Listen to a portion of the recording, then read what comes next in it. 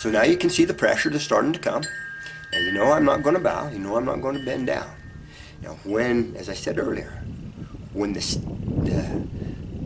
states, or when our politicians, when our representatives fail to confine the federal government to the strict confines of law, remember, there are specific and enumerated powers, narrowly defined, that the federal government must function within.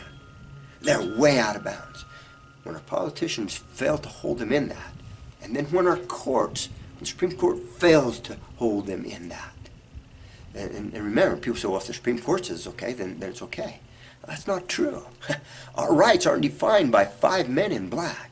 And let me quote you Thomas Jefferson in 1820, as he got older and saw what the Supreme Court was doing. You know, he said, to consider that the courts, the Supreme Court, to be the sole arbiter of all constitutional questions is a dangerous doctrine and will lead to despotism.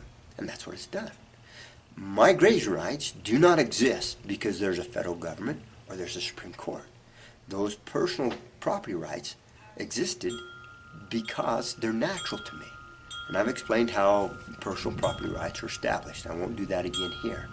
So when our politicians and courts fail to restrain this federal government, then the individual states are to step up and restrain the federal government.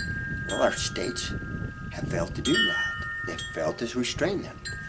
What is the final recourse to uphold our Constitution, the law of the land, and the liberty of the people?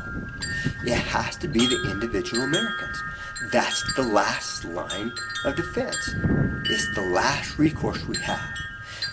And so here I am. Here I, as an individual person, can make a stand. I can stand up and defend the Constitution. And that's what I'm doing.